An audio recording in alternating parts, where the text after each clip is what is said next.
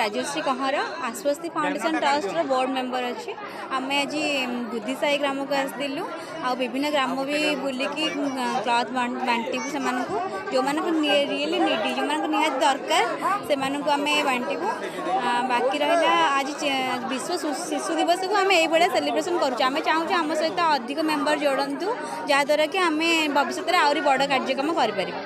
आज आम 1500 क्लथ 3-4टा गाँव में बांटापी व्यवस्था रखीचु आग लक्ष्य रखीचु जे आम अधिक लोक साहाय्य करूँ। धन्यवाद।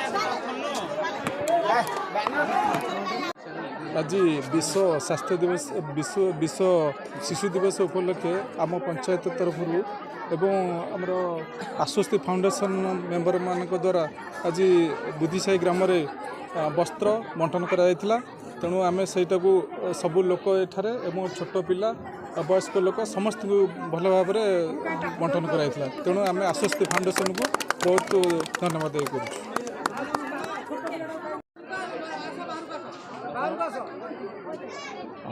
मो दीपक पंडा आईनजीवी उच्च न्यायालय एवं आश्वस्ति फाउंडेशन ट्रस्ट सभापति।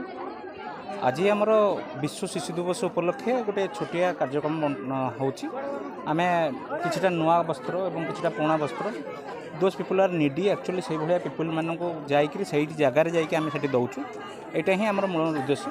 एतिकी आमर प्रति वर्ष पूर्व वर्ष ए वर्ष ब्रह्मगिरी आड़े सदर आड़े देखु